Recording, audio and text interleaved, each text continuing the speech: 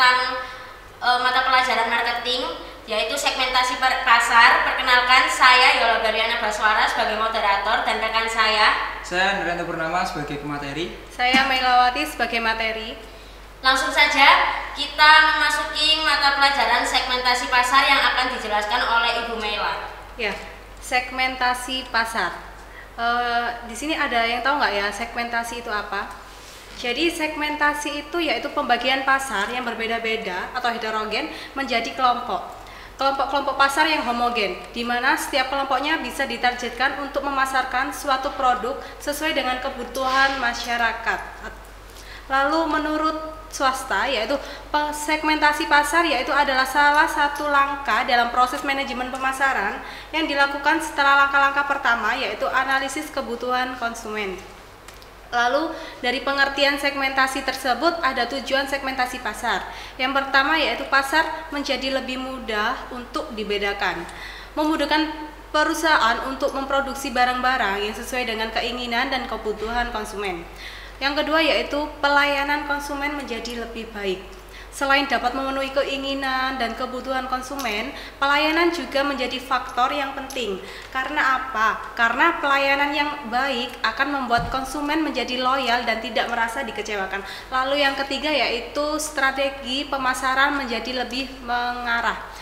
Strategi pemasaran lebih terarah mengenai perencanaan bauran yang meliputi perencanaan produk, harga, distribusi, dan juga promosi. Jadi bisa saya simpulkan ya, untuk pengertian segmentasi pasar ini pengelompokan sesuai kategori konsumen untuk menarget siapa nanti yang akan dituju oleh si marketer tadi, iya. Pemasar tadi ya. Iya. Yang dijelaskan oleh Bapak Kenang ini sangat betul sekali dari pengertian segmentasi pasar tersebut. Lalu juga ada dari pengertian segmentasi pasar, dari tujuan segmentasi pasar, ada langkah-langkah segmentasi pasar. Berikut merupakan tahapan yang melakukan pemasaran sasaran. Yang pertama yaitu segmentasi pasar. Yang kedua ada pentargetan pasar. Yang ketiga ada penempatan pasar. Untuk segmentasi pasar tersendiri yaitu adalah tindakan membagi sebuah pasar ke dalam kelompok-kelompok konsumen yang berbeda yang diperkirakan membutuhkan produk. Di sini perusahaan mengidentifikasi cara-cara yang berbeda membagi pasar menjadi segmen-segmen, mengembangkan segmen pasar yang menguntungkan dan mengevaluasi daya tariknya sendiri. Yang kedua yaitu pentargetan pasar. Apa sih pentargetan pasar itu? Pentargetan pasar yaitu tindakan mengevaluasi, menyeleksi suatu atau beberapa segmen yang akan dipilih. Lalu yang ketiga yaitu penempatan pasar. Penempatan pasar yaitu tindakan menciptakan suatu penempatan produk yang kompetitif di antara produk-produk saingannya. Dalam hal ini, penempatan pasar adalah penempatan produk di dalam alam pikirannya benaknya konsumen. Apabila persepsi tentang produk sudah berada di dalam benak konsumen, maka saat diperlukan produk itu yang diutamakan. Lalu materi selanjutnya akan dijelaskan oleh Bapak Kenang. Silakan Bapak Kenang. Untuk pengelompokan segmentasi dibagi menjadi 3 ya, ini geografis, demografis, dan psikografis. Yang pertama ya ini geografis. Di geografis sendiri itu akan dibagi menjadi 3 wilayah, daerah, kepadatan penduduk, dan iklim. Yang pertama wilayah. Seorang produsen itu akan mensegmentasikan wilayah mana yang akan dituju. Contohnya seperti ada di Indonesia ini ada 7 pulau terbesar ya, ini seperti Jawa, Kalimantan, Sumatera, Papua, Maluku, Nusa Tenggara, dan Sumatera. Terus yang kedua daerah kepadatan penduduk. Daerah kepadatan penduduk ini juga dilihat dari seberapa banyak penduduk yang ditempati oleh suatu daerah. Contohnya yang ada di Indonesia ini seperti Jakarta, pusat ibu kota sendiri, dan yang kedua Surabaya.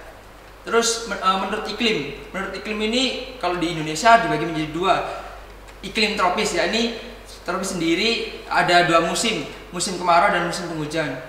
Jadi nanti seorang produsen akan menargetkan bahwasanya produknya itu didesain untuk iklim tersebut, yakni iklim tropis yang ada dua musim, penghujan dan panas.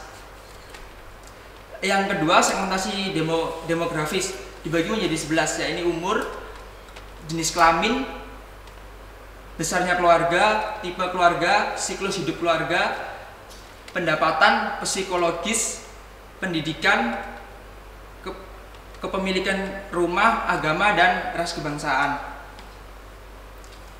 Yang terakhir sendiri segmentasi psikografis, yakni kelas sosial. Jadi kelas sosial ini berdasarkan hierarki yang dimiliki oleh seseorang. Katakanlah